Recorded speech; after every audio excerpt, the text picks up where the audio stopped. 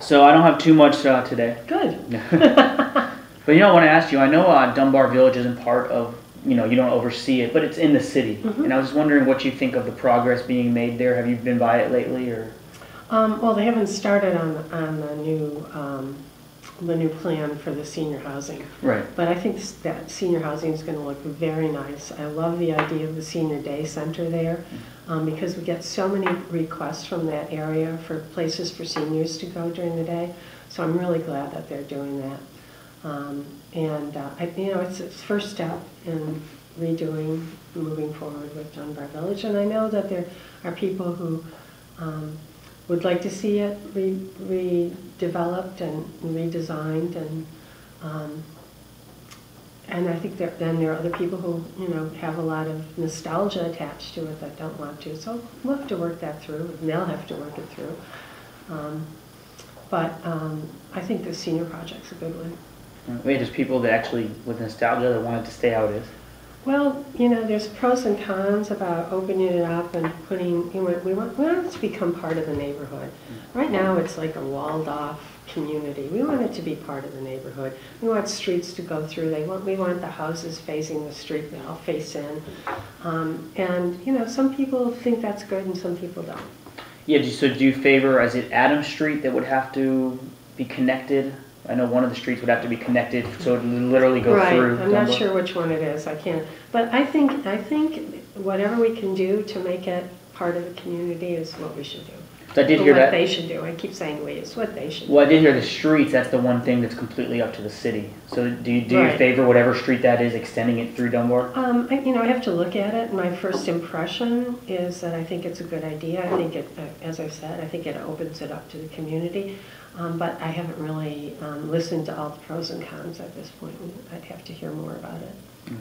Yeah, I haven't been by there lately. I'm going to check it out. But I heard that some of the walls are already gone, and they're building those townhomes there. That are facing the street, which that's another way to really make it part of the community.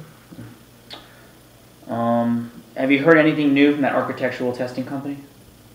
No, I have not. Okay. Is there anything different? I know there was people at the meeting Monday. Well, this is something that's makes our job really difficult. While I'm totally in favor of the zoning in progress, what that zoning in progress will do will make it impossible for this company to build any buffers or to build a building to house the airplane propeller. So it puts us between a rock and a hard place. If we really want this company to do something to make the sound less, they can't do it if we do a zoning in progress. Well, what about, do you favor considering a new noise ordinance that would be based on decibels? Absolutely favor it. Okay. Absolutely favor it. And I've been talking about it for a long time, yes.